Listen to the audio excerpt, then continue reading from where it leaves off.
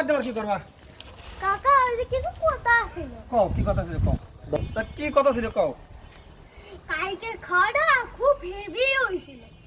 খুব ভেবে হয়েছিল হ্যাঁ। কালকে সেই ইফতারি খাওয়া হ্যাঁ, ওই বাড়িতে গোসল করে টুপি পরে আমরা গেলাম সেই ইফতারি খাওয়া হ্যাঁ। তা তো তুমি তো রোজা ছিলে না রোজা ছিলাম আমরা বুঝছো আমরা রোজা ছিলাম আমরা তোমার বেলায় ঠিক মতো খাতেই পারি নাই কে কাকা আমি রোজান আমি ছোট মানুষ আমার তুমি রোজা যত শোনো বাবু শোনো একটা কথা কই শোনো তোমরা রোজা থাও না তোমরা যাই আগে বসো আর তোমার জন্য আমার মতো যারা রোজা থাকে তারা ঠিক মতো খাবার পারে না কে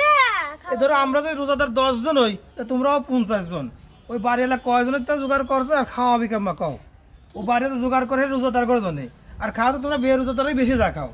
সেই জন্য আমার ঠিক মতো পেট না তোমরা সারাদিন তো খাওয়াই খাওয়ার পর তোমার পেট থাকে ভরা এই দেখো তো কাকা পেট ওই তো হইলো পেট ভরাই থাকে আবার সন্ধ্যা আবার খাওয়ার সময় আবার বসাও আর আমরা সারাদিন রোজাতে কিরান্ত হয়ে যাই ঠিক মতো খাবো তোমার ঠিক মতো খাতেও পারি না তা বাবু এরকম কাম আর করে যদি খাবার চাও রোজা থেকে খাবার যায় কে বুঝতে পারছো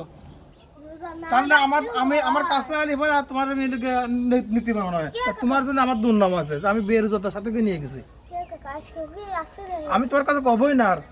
আছে না আমি তোমাকে কবই না খালি কাউছিল